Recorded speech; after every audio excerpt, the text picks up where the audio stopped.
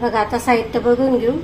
इथे मी ना 1 वाटी बेसन पीठ घेतलेलं आहे। बेसन आहे ना छान असं चाळून घ्यायचं पहिले, मग मोजून घ्यायचं। कोणत्याही वाटीने किंवा कशाने तुमच्याकडे जे असेल ना त्याच्याने मोजून घ्यायचं। आणि इथे सेमच 1 वाटी तूप घेतलेलं आहे, हे असं मेल्ट करून घ्यायचं, थोडंसं पातळ करून घ्यायचं तूप। इथे मी अर्धा वाटी साखर घेतलेली आहे आणि पाऊण वाटी पाणी घेतलेले आहे। चला सुरुवात करू। इथे मी साखर टाकून घेते। आपल्याला हा 1 तारे पाक करून घ्यायचा आहे आणि पाणी टाकते। हे बघा पाणी टाकून छान आता याला उकळी येऊ द्यायची आहे। आपल्याला हा आहे ना 1 तारे पाक करून घ्यायचा आहे। आपला जो म्हैसूर पाक आहे ना तो सगळा ह्या पाकावरच आधारित असतो। पाक तुमचा चांगला बनला तर मग छान असा तुमचा जाळीदार म्हैसूर पाक बनून तयार होतो। आपण एकीकडे ना हे जे तूप घेतलेलं आहे ना हे छान गरम करून घ्यायचं आहे। मंद आचेवर गरम करायला ठेवून देऊ। बघा आता इथे ना पाकाला छान अशी उकळी आलेली आहे। इथे आपला पाक बनतोय तोपर्यंत आहे ना ज्याच्यात आपल्याला सेट करायचे आहे ना म्हैसूर पाक त्याला थोडंसं तेल तूपला असं लावून घ्यायचं। मी तर तूप लावते आणि हा माझा केक टेन आहे त्याच्यातच मी सेट करायला ठेवणार आहे। बघा आता इथे ना छान असं झालं आहे। थोडा वेळ थंड करून घ्यायचा आणि मग चेक करायचा। हे बघा तुम्हाला दिसत असेल,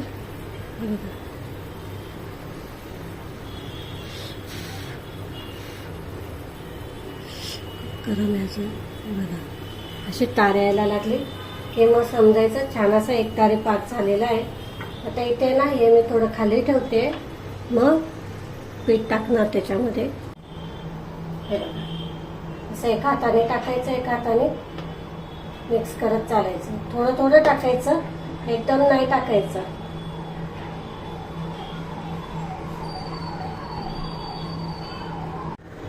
हे बघा मी ना हे मंद आचेवर आता ठेवलेलं आहे। 1-5 मिनिटं आपण छान असं फेटून घेऊ। हे बघा असं एकदम गाठी गोठळ्या मोडल्या पाहिजे याच्या।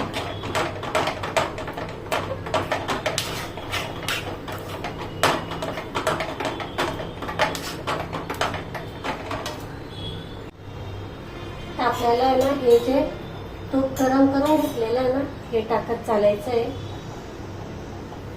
हे बघा असं टाकायचं आणि मिक्स करायचंय।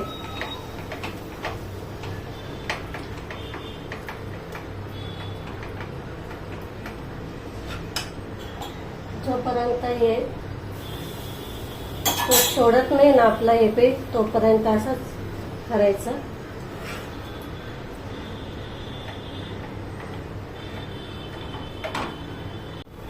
हे बघा मस्त आता इथे असं जाळी पडायला लागलेली आहे। हे बघा छान मस्त जाळी पडायला लागलेली आहे। हे बघा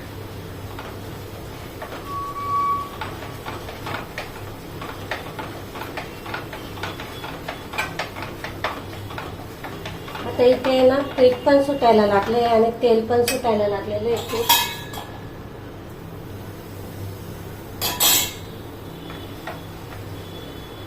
बघा आता आहे ना याचं तूप सुटायला लागलेलं आहे, म्हणजे परफेक्ट झालेलं आहे। गॅस पण बंद केला आहे मी आता। आता हे जे आहे ना मिश्रण हे मी या ट्रे मध्ये ओतून घेते।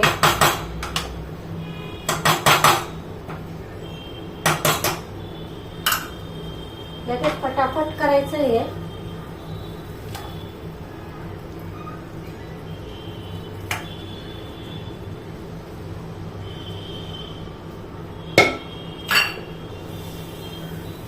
हे बघा मी ना अजिबात स्किप वगैरे नाही केलेलं आहे, मस्त तुम्हाला पण कळेल की कसं करायचं असतं। आणि याच्यात जे तूप आहे ना हे याच्याने ना छान असा कलर येतो, म्हणून हे तूप असंच ठेवायचं आहे।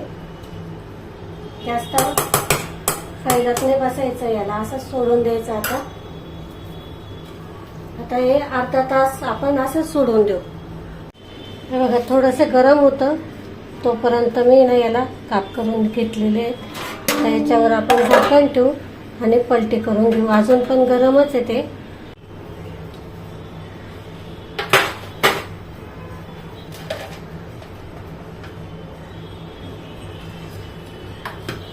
काय सुंदर झालेत बघा. थोडं गरम असलं ना तेव्हाच काप करून घ्यायचे, असे काय म्हणतात त्याला, निशाण करून घ्यायचे. म्हणजे मग काय होतं की छान असे निघतात, तुकडे होत नाही. बघू शकता ते एकदम भारी झालेले ते मस्त.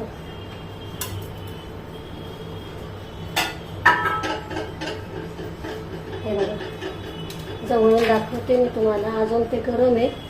हे बघा मस्त जाळीदार झालेले ते. कलर पण बघा मध्ये छान आलेला आहे, कलर पण मस्त झालेले. बघा जवळून दाखवते अजून.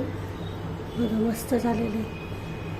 अजून हे थंड होऊ देऊ आपण. पूर्ण थंड झाले की मग अजून दाखवते मी तुम्हाला. बघा छान कलर वगैरे आलेला आहे मस्त. तुम्हाला पाहिजे तर एक तोडून दाखवते. काय तोडायची पण इच्छा होत नाही. छान झालेले ते एकदम मस्त आहे. बघा तुकडा तुम्हाला दाखवते. बघा मस्त झालेले, एकदम बाजारात भेटतात ना अगदी तसे झालेले. बघू शकता तुम्ही. कलर पण छान आलेला आहे.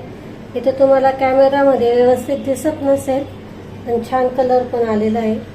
तुम्हाला जर आवडले असेल तर लाईक, शेअर आणि सबस्क्राईब नक्की करा. आपण अशाच नवीन रेसिपीसोबत पुन्हा भेटू. तोपर्यंत नमस्कार.